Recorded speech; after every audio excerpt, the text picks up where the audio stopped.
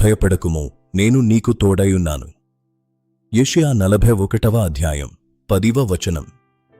లోక సృష్టికర్త అయిన దేవుడు మీకు ఇస్తున్న వాగ్దానమిది. దిగులుపడకుము, నేను నీ దేవుడను. మన బలహీనతలలో ఆయన బలము పరిపూర్ణమగును. నిరాశ చెందకండి, నేను నిన్ను బలపరుతును, నిశ్చయముగా నీకు సహాయము చేయుదును. ఆయన వాక్కు సత్యమైనది మరియు నిత్యము నిలుచును.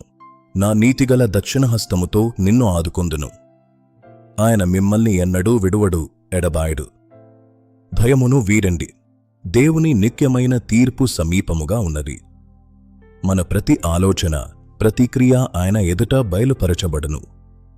మరణానంతర జీవితం గురించిన స్పృహ కలిగి ఉండండి. ఆయన ప్రేమ అపారమైనది, కాని ఆయన నీతి నిక్కమైనది. మీ హృదయములను ఆయన ఎదుట కుమ్మరించండి. పాపముల నుండి మారు మనస్సు పొందండి. నేడే రక్షణ దినము. యేసు క్రీస్తు వైపు తిరగండి. మీ భారములన్నిటినీ ఆయన మీద వేయండి. ఆయన మిమ్మల్ని నూతన సృష్టిగా మారుస్తాడు. ఆయన పిలుపును నిర్లక్ష్యం చేయకుడి. క్రీస్తు చెంతకు రండి, నిత్య జీవమును పొందండి. ప్రభువైన యేసు మిమ్మల్ని ప్రేమిస్తున్నాడు. ఆమేన్.